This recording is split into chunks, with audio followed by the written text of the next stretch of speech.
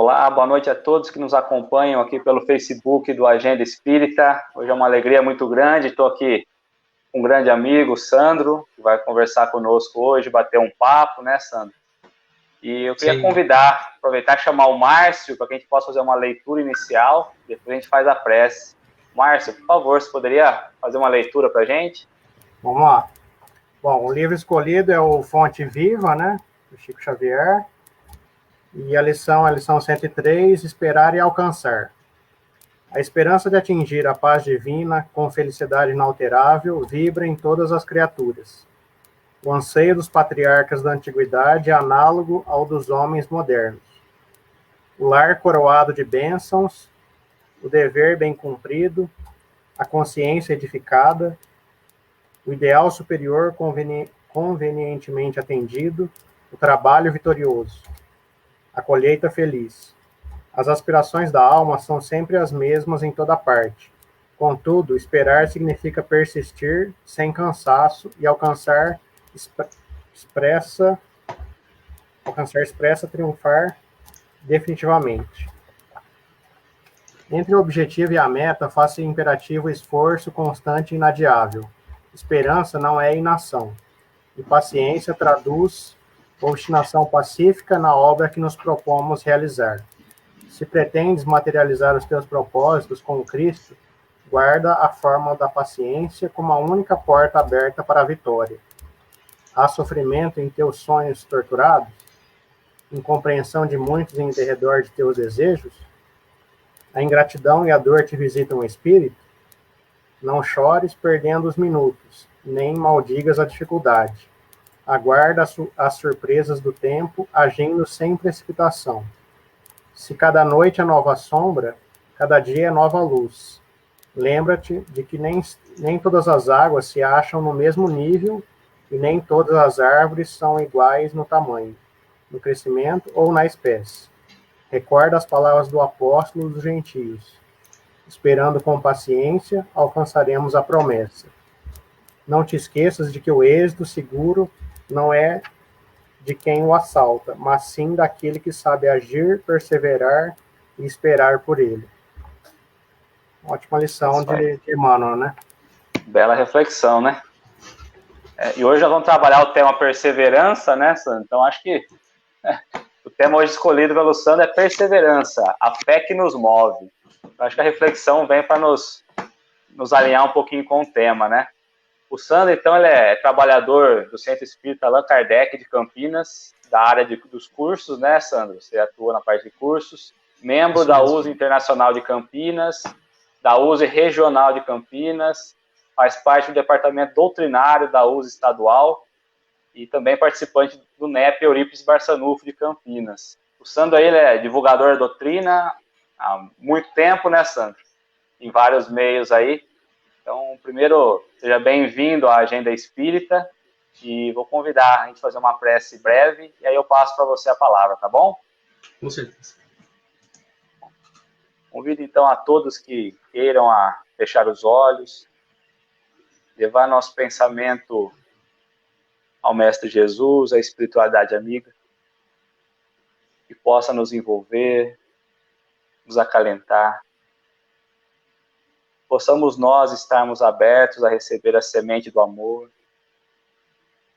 Que a luz de hoje, as palavras do nosso amigo, possa chegar no lar de cada pessoa, levando paz, levando tranquilidade, levando amor. Mestre querido, estejas conosco hoje,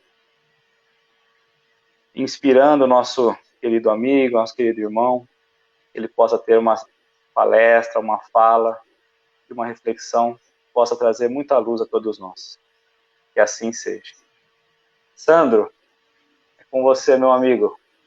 Boa palestra aí, viu? Léo, obrigado pelo carinho, pelo convite e pela oportunidade de estar aqui com todos vocês nesta noite de estudos. Hoje vamos falar sobre fé, né, e perseverança. Dois assuntos que, se nós conjugarmos, tem muito a nos ensinar e a nos ajudar nesse momento que nós estamos passando, que é uma grande transição. Na realidade, nós estaremos sempre momentos de transição na nossa jornada evolutiva. Porque ontem nós éramos de um jeito, hoje nós estamos do jeito que nós estamos. E amanhã, provavelmente, nós seremos completamente diferentes novamente. Nesse sentido, então, o tema de hoje, ele vai procurar trazer uma reflexão, né, sobre o que nos motiva neste mundo, o que nos move verdadeiramente, né, no sentido de que nós precisamos entender verdadeiramente do ponto de vista espiritual, até do ponto de vista material, né, qual é a nossa verdadeira tarefa no mundo ao qual nós estamos inseridos. É um mundo de expiações e provas, segundo aquilo que nós aprendemos com a doutrina espírita, e o mundo de expiações e provas, ele tem uma característica muito peculiar, né? Pessoas ainda embrutecidas convivendo com espíritos já elevados do ponto de vista moral. Elevados num bom sentido, né? Não já perfeitos, mas com uma condição moral boa, com uma compreensão das leis de Deus também boa. E nessa convivência de espíritos, né, já elevados ou com uma condição moral melhor, né, convivendo com espíritos embrutecidos, ambos aprendem, ambos se desenvolvem e ambos seguem em frente ao seu progresso infinito até atingir a perfeição e a felicidade, que é o objetivo de cada indivíduo que está hoje, né, aqui neste mundo chamado planeta Terra. Qual é o aprendizado que nós temos que extrair das experiências que a vida nos dá, né? Nós temos uma infinidade de experiências desde a hora que a gente levanta até a hora que vai dormir. O que a gente aprende de tudo isso? O que a gente extrai de aprendizado verdadeiro de tudo aquilo que nós vivenciamos? Né? Quais são os nossos maiores obstáculos? Às vezes, a dor de um, né, significa tanto para um indivíduo e para outro não significa quase nada. Então, a dor de uma pessoa é muito diferente da outra. E como é que a gente, então, entende as dores do mundo diante de tantas dificuldades que nós vemos no dia a dia? Né? O que, diante de tudo isso, a gente tem a aprender? E o que motiva cada um de nós a sairmos de um lugar e ir para o outro? Vamos entender um pouco sobre fé? Né? A fé é algo que está ligado ao mundo religioso, ao mundo teológico, né? A manifestação de muitas religiões. Agora, quando nós falamos de fé, nós precisamos entender o que significa isso. Né? Do ponto de vista etimológico, ele tem uma ligação, né, com certeza, e aí a gente trouxe algumas considerações, né, com a fé que veio transitando e veio modificando ao longo da história. Nós temos uma referência muito histórica dentro de uma tradição judaica cristã, né, que a fé é um sentimento que a pessoa tem em que ela, né, alicerçada por uma ideia, ou que alguém disse, ou que ela absorveu através da sua compreensão em relação a algo, né? Inclusive as frases que a gente vê, uma pessoa digna de fé, uma pessoa a qual nós temos fé em Deus, nós temos fé em Jesus, nós temos fé nos espíritos superiores. Então, o que é isso? É uma motivação, uma compreensão que nós temos de uma realidade e que nós colocamos isso como uma referência para nós. Então, a fé é uma mola propulsora que ajuda cada um de nós, né, a transitarmos por uma manifestação religiosa, teológica, ou que tem um sentido para nós. Nesse sentido, então, se nós pegarmos a nossa tradição judaica cristã, a gente vai vendo que a fé é o grande motivador das ações dos profetas, né, e dos grandes homens e mulheres que permeiam a Bíblia Sagrada. Se nós, por exemplo, olharmos a Abraão, né, o grande pai de uma multidão, né, o grande pai daquele povo hebreu, nós percebemos que a fé que motivava ele era um sentimento de gratidão ao Criador, ao Deus único, né, essa ideia de unicidade presente no povo hebreu era uma mola propulsora para que eles pudessem realizar uma infinidade de coisas que a gente vê lá no Antigo Testamento. Né? E lá no Novo Testamento, a gente tem um texto que eu gostaria até de citar aqui, que é um texto, uma referência muito grande, muito boa e importante, para entendermos a manifestação da fé, que é o capítulo 11 da Epístola aos Hebreus, né? escrita por Paulo de Tarso. Paulo representa aquilo que há de mais próximo de nós no campo da transformação humana. Por quê? Porque era Saulo, o grande doutor da lei, e depois, na sua conversão ao cristianismo, tornou-se Paulo de Tarso um dos maiores pregadores do evangelho, que levou o evangelho, inclusive, né, a Grécia, e onde as pessoas não tinham a crença num Deus único, e ele levou não só apenas essa crença, mas também toda a sua fé em Jesus, que era uma grande referência para ele depois da conversão. E nas obras, nas epístolas, nas cartas de Paulo, que é um vasto material a ser entendido, a epístola aos Hebreus, capítulo 11, ela é de uma significância muito grande. Por quê? Porque ele fala da natureza da fé, e a gente está tentando entender um pouco o que significa isso em nossas vidas. Ele diz assim, ó, a fé é o firme fundamento das coisas que se esperam e a prova das coisas que não se veem. Olha lá, que legal. Né? Aquilo que não se vê e você acredita, como é que funciona isso? É a crença em algo que transcende a matéria. Né? É a crença que Deus existe. É uma força que nasce da nossa alma e que faz com que a gente não só tenha uma referência, né, como a gente deposite as nossas esperanças naquela ideia. E Deus, para nós, é uma ideia que hoje, de forma racional, da forma que o Espiritismo nos apresenta, tem muito a contribuir, né, na nossa forma de perceber a vida e o mundo. Então ele continua dizendo assim, ó, porque por ela, pela fé, os antigos alcançaram testemunho.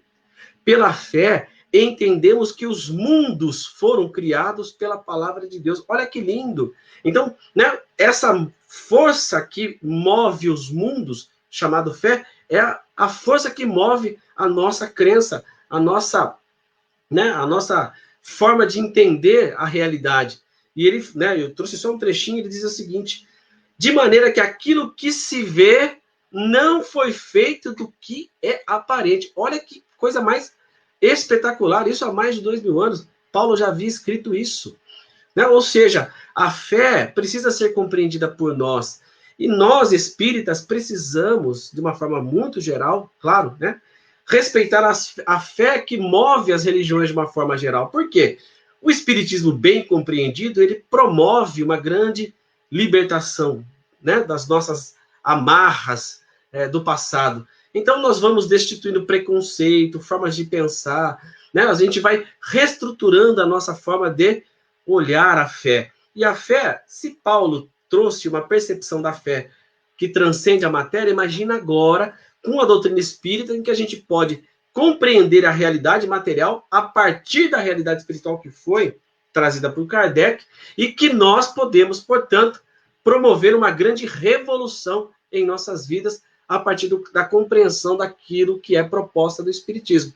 Né? Fazer com que nós mergulhemos nos conceitos de uma maneira racional e entendemos esses conceitos de uma maneira mais clara, objetiva, fazendo com que a gente promova uma grande mudança em nossas existências e aí, né, fazendo um novo caminho para o nosso processo evolutivo.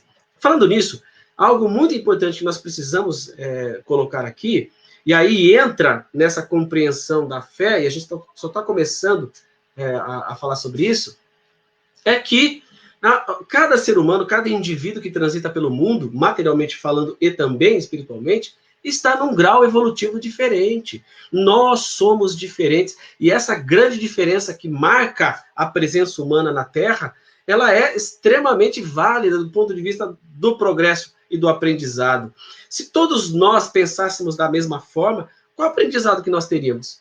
O que nós aprenderíamos de verdade se todos nós usássemos as mesmas roupas, tivéssemos a mesma forma de pensar? Então, as diferenças, elas existem para que, né, que seja promovido as mudanças através do aprendizado.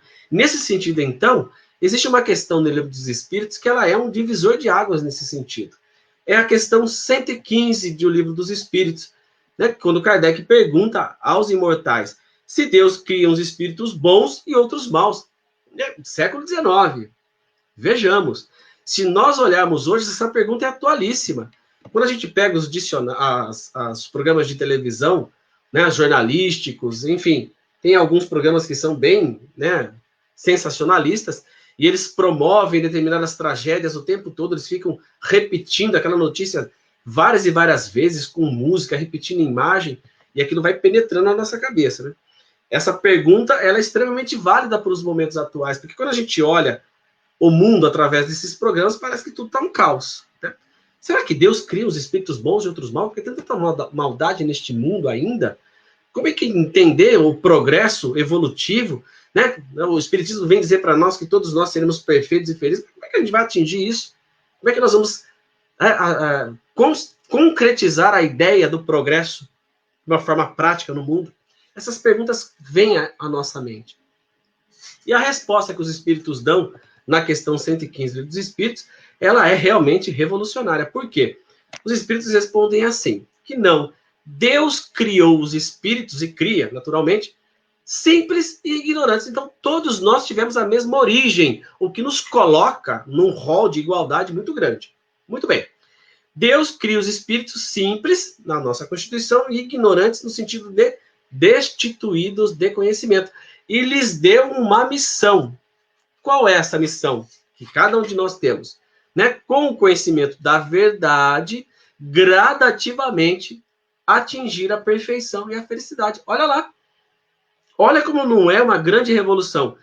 Nós tivemos a mesma origem e teremos infinitas oportunidades para o aperfeiçoamento. E esse aperfeiçoamento se dará através das vidas sucessivas, através da lei universal da reencarnação. Né? Nessas indas e vindas, nós vamos aprender infinitamente, até atingirmos a perfeição. Então, caros amigos e amigas que estão nos assistindo agora e que estarão conosco aí, né, nas palestras futuras e gravadas pelas redes da internet, todos nós teremos infinitas oportunidades para nos aperfeiçoar. E esse aperfeiçoamento não é apenas moral, é intelectual também.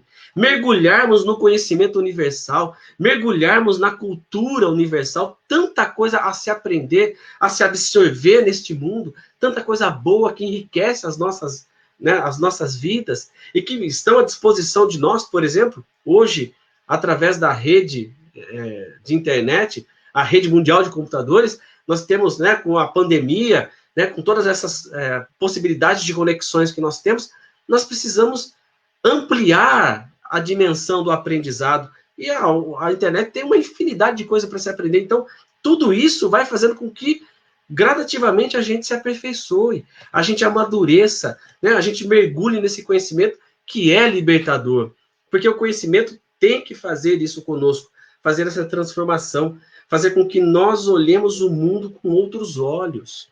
E, nesse sentido, na resposta, né, contida aí na questão 115 do Livro dos Espíritos, o que nós percebemos? Que cada um de nós vamos construindo, através das nossas relações com o conhecimento e uns com os outros, caminhos que sejam acessíveis e gradativos para atingirmos esses níveis melhores de intelectuais e, consequentemente, morais. Porque nós já aprendemos com a doutrina espírita, nós precisamos sempre desenvolver o intelecto para depois vir o moral. Sim, por quê? Porque nós precisamos aprender a discernir o certo e o errado. E o discernimento vem do amadurecimento, do aprendizado. E o aprendizado não se consolida apenas recebendo uma informação. Nós precisamos receber a informação, nós precisamos, né, refletir sobre ela, ver o alcance que ela tem em nossas vidas e aplicá-la na prática. E somente nesse sentido nós vamos construindo um aperfeiçoamento que seja adequado. E aí, gradativamente, nós vamos melhorando. Os espíritos superiores não chegaram nesses níveis gratuitamente, vieram ao longo de muitas vidas, portanto, se aperfeiçoando. Hoje, provavelmente, Paulo de Tarso teria um conceito muito mais revolucionário sobre fé. E ele, né, ele surge aí com a presença da doutrina espírita, né, de uma maneira muito intensa, né, trazendo novas conceituações a partir de uma dimensão espiritual. Então, o verdadeiro espírita, né, e aí aquele que compreende a verdadeira tarefa que o espiritismo tem no mundo, que é tornar melhores aquelas pessoas que compreendem a doutrina, ele vai transitar bem por qualquer manifestação de fé. Ele não vai entender que a fé, ela é distorcida. Ela pode estar distorcida a partir do momento em que a pessoa absorva, né, a sua convicção de acordo com o seu modelo mental, com a sua forma de pensar. Então, nós não podemos bater no peito e dizer que nós estamos com a verdade, porque a verdade ela vai se alterando a partir do momento que nós vamos amadurecendo. Então, a fé é uma adesão firme e incondicional a uma hipótese, a uma ideia, né, que as pessoas, os indivíduos passam a considerar como uma verdade. E aí, sem qualquer, às vezes, sem prova, sem critério, sem objetivo, ele vai levando isso à frente. Isso pode trazer distorção? Não tenho dúvida, né? Nós não temos dúvida que isso pode causar e causa mesmo grandes danos. Mas, ainda assim, a fé, ela promove, né, uma grande revolução. Porque, através desta força, ela sai de uma situação e vai para outra. Eu vou fazer uma comparação, né? Talvez aqui pequena, mas ela é significativa. Imagina uma pessoa que cometeu grandes delitos na vida, e ela vem a se arrepender verdadeiramente, e ela encontra um motivo de renovação através da manifestação de uma fé. Pode ser que seja esta a convicção a uma hipótese, muitas vezes sem prova, sem critério objetivo de verificação, né? Apenas pela absoluta confiança que ele deposita naquela transformação. Ele vai usar dessa força para fazer o quê? Uma mudança significativa na sua vida. Pode ser que ele arrume outros problemas, com outros religiosos, né, com outras convicções, mas, ainda assim, o que nós percebemos? Que é uma mudança. E os espíritos superiores sempre vão investir naquilo que o indivíduo tem do quê? De elementos de vitória, para ele vencer. E se ele não encontra motivos para isso, a espiritualidade vai fazer com que ele navegue nas experiências que promovam essa mudança. Então, olha só a importância da fé. Cada um está manifestando a fé segundo as suas convicções ou a sua estrutura espiritual, como está lá na questão 115. E aí, quando a primeira vez que eu li essa questão e essa resposta, me veio à mente uma ideia muito significativa também, que eu aprendi quando era criança, né? Todo mundo está certo dentro daquilo que sabe e errado dentro daquilo que deveria saber. Olha só que lindo. Repetindo, todo mundo está certo dentro daquilo que sabe e errado dentro daquilo que deveria saber. Por quê? Porque todos nós, né, ainda temos muita coisa a aprender. E nós temos muito a aprender com os nossos semelhantes. Que muitas vezes a gente acha que nós somos melhores que eles, e eles têm muito a nos ensinar, porque nessa relação há um aprendizado intenso. Então, a fé, sendo essa mola propulsora, nós precisamos fazer o quê? Hoje, com o advento da doutrina espírita, lá em 18 de abril de 1857, a gente começa a olhar a fé sobre um outro aspecto. Então, se lá no passado nós tínhamos uma convicção cega, hoje a gente desenvolve uma racionalidade em cima dessa mola propulsora, dessa força que dá para as nossas vidas, a fé, né, e promove uma alteração nessa força e dá um sentido racional para ela. Aí é que entra o conceito de fé raciocinada, né? Porque em espiritismo ela vai ter uma conotação completamente diferente no pensamento humano. Nós não vamos aceitar aquilo que nos colocam à frente, né, de uma forma simplesmente automática. Nós vamos entender a fé, né, sob o aspecto da verdade, da pesquisa, da racionalidade, do conhecimento que já foi construído. Se nós pararmos e olharmos como é que Allan Kardec, né, organizou os ensinos dos espíritos, o que a gente percebe? Que ali tem método. Né? Que o conhecimento não foi estruturado do nada. Ele usou um método para fazer com que esse conhecimento chegasse até hoje de uma maneira racional. Por isso que a valorização às obras de Kardec é algo muito importante a se fazer, né, do ponto de vista espírita. Porque se nós estamos numa atividade espírita, nós precisamos nos fazer referência a uma obra que, para nós, né, é quase que na área das ciências, por exemplo, né, se eu vou falar de sustentabilidade, por exemplo, eu preciso me reportar, né, aos livros que são referência naquela área. E quando nós estamos falando de espiritismo, nós precisamos nos reportar a obras de referência. E as obras espíritas estão, né, todas alicerçadas, e devem estar alicerçadas, nas obras de Allan Kardec, as obras fundamentais, que é um conjunto de ideias que foram organizadas por esta mente brilhante, né, chamada Allan Kardec, Hipólito Leão Denizar Rivaio, grande professor, e que até hoje, quando a gente começa a estudar todas as suas obras, até de maneira mais, né, assim, harmonizadas, entrosadas, a gente percebe a grandeza destes livros. Então, vamos falar um pouco sobre a fé raciocinada. A fé que moveu e move ainda muitas religiões tem o seu valor, Mas hoje, do ponto de vista espírita, nós precisamos entender que a fé, ela tem uma outra organização. Nesse sentido, então, a gente, né, eu trouxe aqui um pequeno trecho do Evangelho segundo o Espiritismo, capítulo 19, a fé que transporta montanhas. Especificamente o item 6, porque ele tem vários itens, né, que formula a ideia que está ali. Mas eu trouxe apenas o item 6 porque o tempo não vai permitir que a gente, né, faça uma reflexão mais profunda sobre essas ideias. Então, olha só, do ponto de vista religioso, Kardec menciona nesse trecho, a fé consiste na crença em dogmas especiais. Dogmas, uma verdade que não pode ser alterada e que constituem as diferentes religiões. Todas elas têm os seus artigos de fé. E aí, né, um acréscimo meu, né, a sua importância no mundo, para que as pessoas possam promover as suas revoluções morais. Sobre esse aspecto, Kardec continua, pode a fé ser raciocinada ou cega. Nada examinando a fé cega aceita, sem verificação, assim o verdadeiro como o falso. E a cada passo se choca com a evidência e a razão. Levado ao excesso, produz o fanatismo. Isso acontece na doutrina espírita? Acontece. Hoje, ainda mais, com tanta comunicação exacerbada, enorme, que a gente tem muito rápida, né? Grupos de WhatsApp, e-mail, Facebook, Instagram, enfim, uma série de redes sociais, a informação é muito rápida. As pessoas não têm tempo para checar se aquilo é verdade ou não.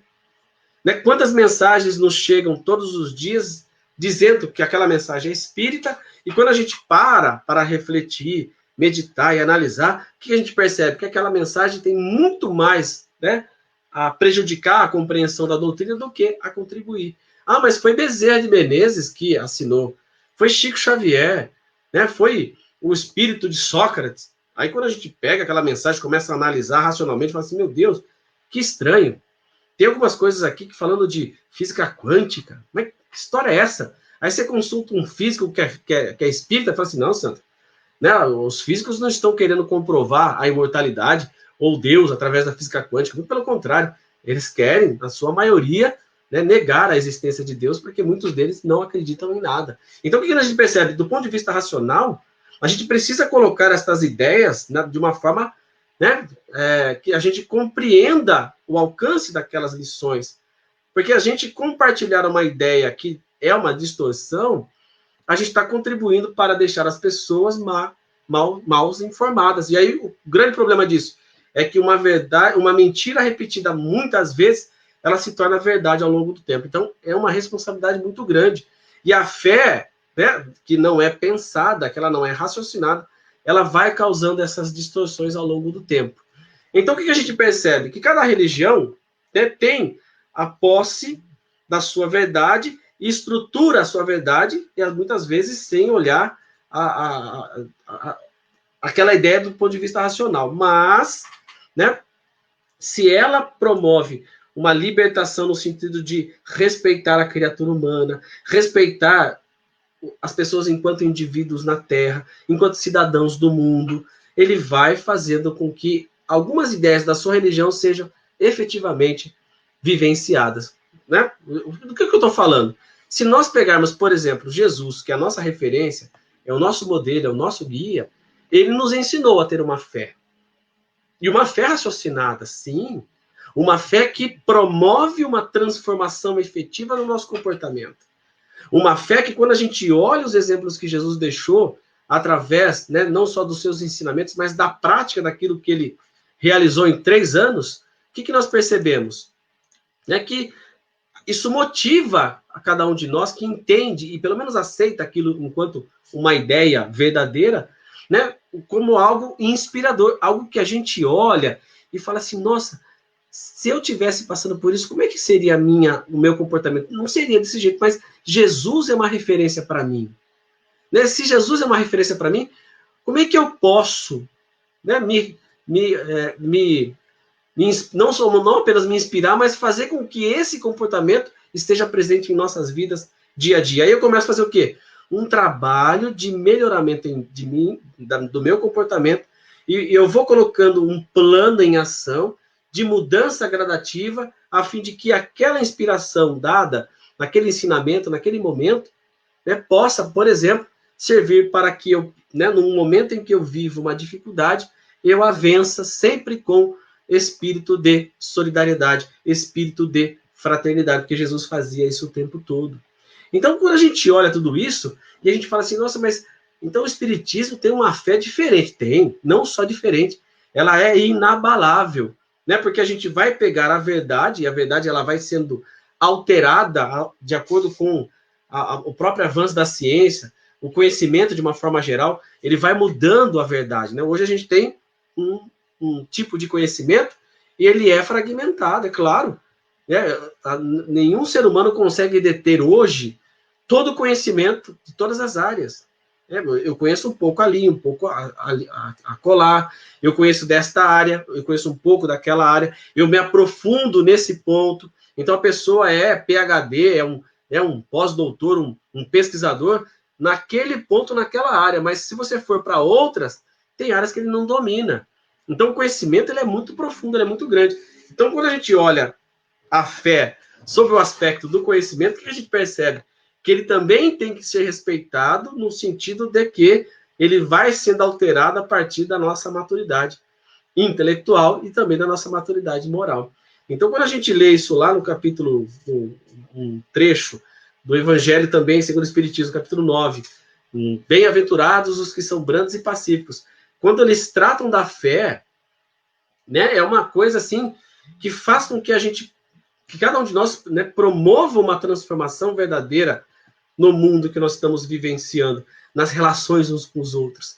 Fé inabalável somente é aquela que pode encarar a razão face a face, em todas as épocas da humanidade. Então não importa, nesta encarnação ou na próxima, nós vamos desenvolvendo um elemento importantíssimo para encarar a verdade. A verdade, ela é altamente imutável, porque nós vamos mudando também.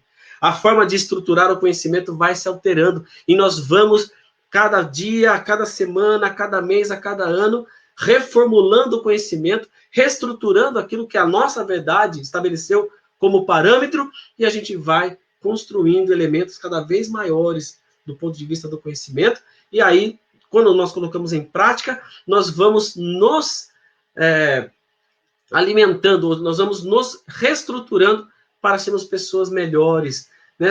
Mais honestas, mais transparentes, mais justas. E como é que funciona isso? Nós vamos, do ponto de vista espírita, naturalmente, nós vamos entendendo como é que é o funcionamento das leis de Deus. E a gente vai construindo um caminho seguro, né, diante destas leis que são mais compreensíveis para nós, porque a gente não só entende, mas a gente vê a aplicabilidade delas no nosso dia a dia. E aí nós vamos propondo mudanças significativas. A gente não precisa ser, né, puro da noite para o dia, porque a gente não vai conseguir. E a gente pode se frustrar se nós tentarmos, sairmos de uma palestra espírita e a partir da palestra espírita a gente já tentar querer fazer caridade. Às vezes não dá. Às vezes a nossa estrutura mental não permite fazer esse tipo de coisa. Nós precisamos, portanto, nos preparar. Né? Nós precisamos fazer o quê? Dar um passo de cada vez. Ir devagarzinho rumo ao nosso encontro com Deus. E esse caminho nós vamos construindo. Agora, como é que a gente pode fazer isso?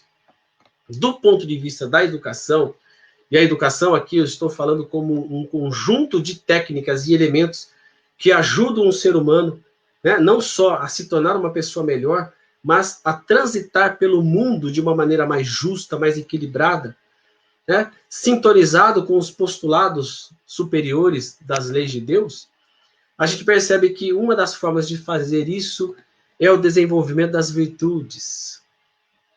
Né? O desenvolvimento das virtudes é um dos passos de evolução que o espírito imortal deve dar rumo a esta perfeição e essa felicidade que todos nós um dia atingiremos. Como é que isso vai acontecer? Bem, cada indivíduo que está inserido em determinados contextos da vida material, ele deve aproveitar as oportunidades que Deus lhe dá diariamente para fazer com que as virtudes sejam desenvolvidas. Agora, como é que funciona isso? Bem, primeiro nós precisamos entender o que são virtudes. Aí eu evoco, né, um grande filósofo chamado Aristóteles, que aprendeu com o seu grande mestre Platão sobre a ideia, né, conceitual das virtudes. As virtudes, elas estão e fazem parte da nossa essência enquanto ser humano. Elas são elementos, né, do nosso espírito imortal. Ele é o conteúdo do nosso caráter. Né? Quanto mais nós cultivamos as virtudes, que é a parte central da nossa evolução enquanto pessoa, melhores nós vamos transitando pelos diversos momentos em que o espírito imortal, né, passa. Por que nós estamos falando isso? Porque a partir desta compreensão, o que a gente vai fazer? Nós vamos gradativamente, né, exercendo a nossa faculdade de sermos espíritos imortais e sabendo que um dia todas essas virtudes estarão desenvolvidas em nós. E aí nós conseguiremos, com certeza, dar esses passos que todos nós desejamos. Por que nós estamos falando isso? Porque nós estamos no mundo de expiações e provas e um dia ele será de regeneração. Essa é uma verdade inquestionável do ponto de vista espírita. E por que nós estamos falando isso? Porque se hoje nós estamos no mundo de expiações e provas, como é que ele vai passar a ser de regeneração, que é um mundo não perfeito, mas bem melhor que o nosso que nós estamos vivendo? Né? Será a partir do comportamento das pessoas que habitarem o mundo de regeneração. Ou seja, quando cada um de nós, né, no contexto social a qual nós estamos inseridos, começarmos a agir segundo o modelo de um mundo de regeneração, nós vamos contaminando as pessoas com esse mesmo procedimento, e as pessoas impregnadas com esse ideal superior vai mudando o seu pensamento, o seu sentimento e a sua vontade, que vai ter consequência nas suas ações. E aí o mundo de regeneração irá surgir quando todas as pessoas desse mundo vibrarem, pensarem e sentirem no mesmo diapasão, da mesma forma. Então, para sairmos do mundo de expiações e provas e irmos para o mundo de regeneração, né, nós teremos que mudar o nosso comportamento. E mudar o nosso comportamento, minha gente querida, não é algo que nós fazemos da noite para o dia. Né? Por quê? Para mudar uma imperfeição, a primeira coisa que a gente tem que fazer é reconhecer que ela existe. Né? Desenvolver as virtudes, ela requer método. Ela pode ser desenvolvida através das técnicas. Mas se não tiver algo importantíssimo, que é a vontade, que é a perseverança, que é simplesmente repetir hábitos no nosso dia a dia, né? Esse mundo de regeneração continuará distante da realidade.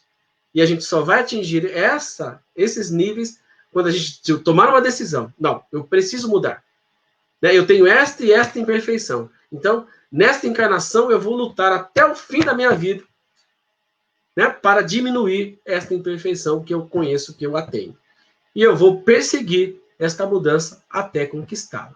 É como um atleta, né, que tem vontade de ser o melhor naquela área. Então, o que ele faz? Ele repete, até que a habilidade de fazer aquela prática, aquela atividade, esteja tão intensa na vida dele, né, que ele faz não só de uma forma habitual, mas ele faz com precisão.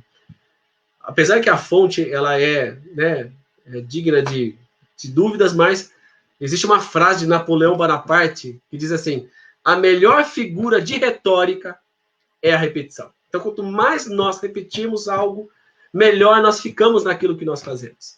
E no desenvolvimento das virtudes, isso também não fica atrás. Por quê? Porque Aristóteles dizia que as virtudes elas podem, né, levar cada um de nós à excelência dos nossos hábitos, à excelência das nossas relações. E nós vamos agir de maneira justa, né, com louvor diante de qualquer dificuldade e de qualquer situação no mundo. Virtudes como coragem, determinação, lealdade, tolerância, respeito, enfim, tem uma infinidade de virtudes que cada um de nós já temos e cada um de nós vamos desenvolvendo ao longo da nossa existência. Só que muitas vezes nós precisamos focar em uma delas, né? Não dá para desenvolver todas elas de uma vez, mas nas nossas relações, por exemplo, tolerância é uma virtude que nós vamos ter a oportunidade o tempo todo, porque pessoas que pensam diferente de nós, por exemplo, vão nos ensinar a sermos tolerantes. O que é tolerante? Não é simplesmente sentir raiva dentro de si e não exteriorizar, né? É fazer com que aquela ideia que é contrária a mim tenha um efeito de aprendizado. Olha, aquela pessoa pensa desse jeito, nossa, mas que terrível. É tão ruim pensar desse jeito, porque por causa disso. Aí você constrói, do ponto de vista intelectual, numa ideia que refute, mas você não precisa ficar falando isso no Facebook, falando isso para todo mundo. ou combatendo diretamente essa ideia, porque uma ideia que é contrária às suas convicções, ela pode ser combatida com ação, né? Uma ação no bem, por exemplo, uma ação moral, ela vai anular uma ação ruim. Por quê? Porque aquela ação no bem vai servir de exemplo a outras pessoas. Assim como uma ação ruim, ela pode ser, no longo prazo, perniciosa, porque as pessoas um dia vão sair daquele estado e vão entender, né, que aquele comportamento não é adequado. Então, nesse sentido, o que a gente percebe? Que as virtudes, elas podem e devem ser estimuladas no dia a dia. Né? Ter um senso de justiça requer de nós reflexão. Né? Refletimos sobre o que é ser justo. Ser justo não é simplesmente fazer com que as leis funcionem, mas ser justo é você olhar as necessidades de cada um naquele momento e você agir segundo aquilo que a justiça de Deus ensinou. Porque os homens podem até fugir da justiça humana, que é falha, mas a justiça divina é implacável, ninguém consegue fugir dela. A gente pode, né, tentar ludibriar nessa encarnação, mas quando a gente parte para o mundo da verdade, e que isso está muito bem definido lá no Código Penal da Vida Futura, no livro Céu e Inferno, que é um livro maravilhoso para se estudar, a gente percebe, né, que não há como fugir das leis de Deus. As leis de Deus existem, são perfeitas e funcionam automaticamente. Então, Platão dividiu as virtudes em dois aspectos, né, conceituais: as virtudes morais e as intelectuais. As virtudes morais são aquelas que, né, que são desenvolvidas através do hábito, e as intelectuais, aquela através da educação, e que começa inicialmente dentro de casa, é dentro do lar, é dentro daquele espaço familiar, seja ele qual for, onde o indivíduo vai aprender as primeiras lições básicas, né, da introjeção das virtudes. É ali que ele vai aprender a falar bom dia, boa tarde, boa noite, obrigado, vai aprender a esperar, vai aprender a até logo. E aí os pais, os tutores, os responsáveis são responsáveis diretamente em desenvolver esses aspectos naqueles seres que estão nascendo para uma nova vida. E aí Aristóteles fala o seguinte, que nesse processo é possível desenvolver o caráter de um ser humano, né? Porque ele vai sendo impregnado de determinadas ideias, e as relações, né, de sentimento entre os seres ajudam nesse processo. E aí o ser começa a ter, portanto, uma percepção diferente da vida. Isso vai acontecendo ao longo dos anos.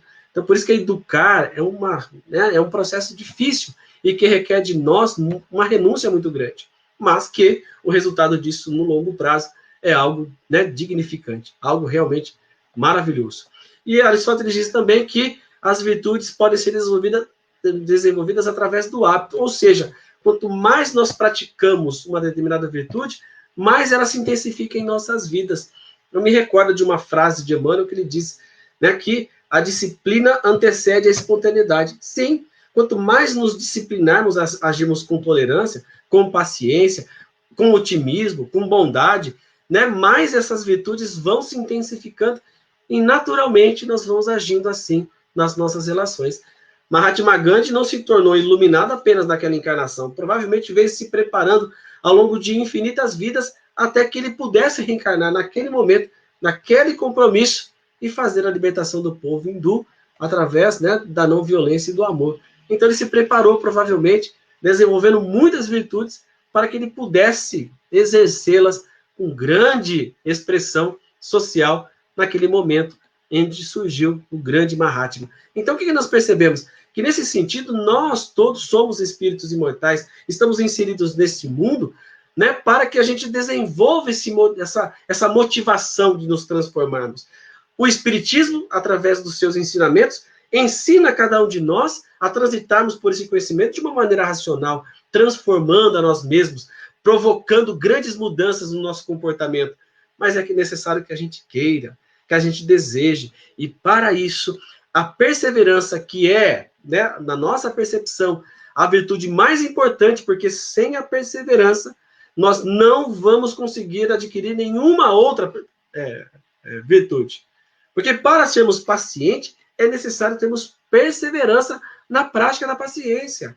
Nós acordamos, às vezes, de mau humor, e a gente tem uma escolha. A gente continuar de mau humor o dia inteiro, ou modificar o nosso pensamento e a nossa vontade através de um ato firme, de uma decisão firme. E a perseverança entra, portanto, como uma mola propulsora para isso.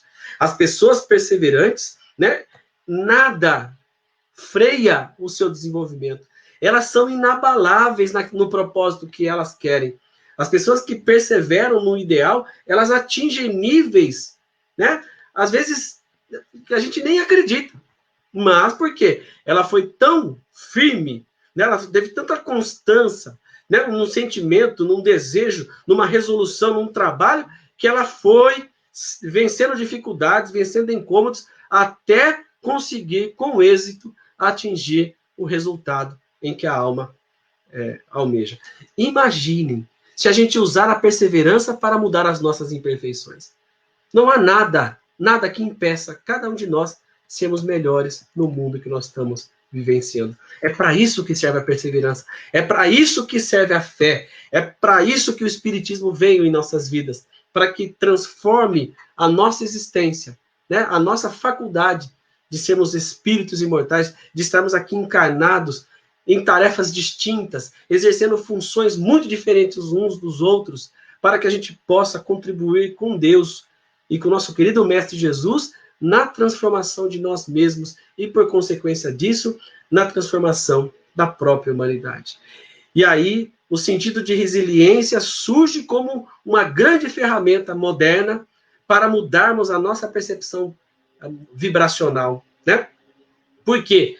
A resiliência é a capacidade de nós, enquanto indivíduos, lidarmos com problemas, nos adaptar a mudanças, a superar obstáculos, a resistir a pressões de todas as ordens, a fim de que nós possamos vencer o estresse, né, o cansaço, a fadiga, ou todas as questões traumáticas que surgem de todas as mudanças, para que a gente possa usar desta transformação para mudar o mundo que nós estamos vivendo. Essa é a proposta que o Espiritismo nos apresenta. Essa é a proposta que a doutrina espírita faz com nós, né, com cada um de nós, que não só compreende, mas deseja que esse sentimento seja lastrado por todos os lados. E o nosso desejo é que cada um, dentro do seu mundo, dentro da sua forma de expressar na sociedade, de vivenciar, né, na família, no trabalho, enfim, na sociedade de forma geral, que nós possamos ser espíritas de verdade, respeitando o semelhante, seja ele qual for, né, com a convicção que tenha, com o sentido que venha a desenvolver, que a gente entenda que ele também é filho de Deus e está neste mundo para o progresso infinito. Nesse sentido, então, eu gostaria de fazer nosso encerramento, né, através de uma pequena prece, a qual nós gostaríamos de elevar o nosso pensamento a Deus, a Jesus, nosso querido mestre e amigo, e pedir aos bons amigos espirituais que estão acompanhando cada um de nós na nossa jornada evolutiva. Persevere conosco, ajude-nos no ideal, faça com que as nossas atitudes no mundo sejam alinhadas com esse propósito superior. Mas se caso, Senhor Deus, querido Mestre Jesus e bons amigos espirituais, mas se caso cada um de nós nos desviarmos ou sucumbirmos às nossas imperfeições, nós pedimos que tenhamos força para continuar, que possamos ter a humildade de reconhecer as nossas falhas, levantar os nossos olhos até a sua grandeza e recomeçar. Porque o recomeço é o primeiro passo que cada indivíduo dá rumo ao seu progresso infinito. Então, Senhor, que o Senhor possa nos ajudar. Fortaleça cada um de nós em nossa jornada evolutiva, em nossa caminhada terrena. Ajude-nos a vencer a nós mesmos e, a cada passo rumo à nossa perfeição, que a gente possa sempre consagrar a sua bondade infinita, que está ao nosso lado, a nos inspirar, a nos fortalecer e a nos conduzir ao encontro com a sua consciência superior. Se conosco, Senhor Deus, esteja conosco, querido Mestre Jesus, e a nossa gratidão aos amigos espirituais pela presença amiga, pela fraternidade e amizade sempre presente. Saúde e paz a todos nós. Muito obrigado, Sandro, pela belíssima explanação, de forma tão consciente e sensata a respeito desse tema tão importante que é a fé. Muito obrigado mesmo. A gente espera Eu que agradeço. Mais vezes. Com certeza, Márcio. Eu que agradeço a oportunidade. Um abraço e um beijo no coração de todos vocês. Obrigado. Maria Lúcia, pode falar. Um grande abraço, viu? Gostei muito de ouvir. É sempre essa coisa da perseverança é o que nós precisamos ter nessa época de Covid, né? Estamos isolados aqui, então temos que ter bem o assunto, a fé que vai passar, e tu colocasse muito bem, é um trabalho íntimo, e é isso aí, é isso que temos que fazer, perseverar, né? Isso. Tá. Eu gostaria de apareci agora, ó. Mas estava de ouvido, conectada contigo, viu? Foi muito eu bom gostaria te de ressaltar aos nossos telespectadores aí que o Leonardo estava no começo, mas ele teve que sair, né? Porque ele também tem uma outra atividade agora, uma palestra, mas ele teve aqui com a gente no começo. E eu gostaria de convidar a todos vocês para acessarem nosso site, né, que é agendaespírita.com.br, onde vocês podem encontrar informações sobre eventos de todo o Brasil, e eu faço um convite também às casas espíritas para que cadastrem seus eventos em nosso site.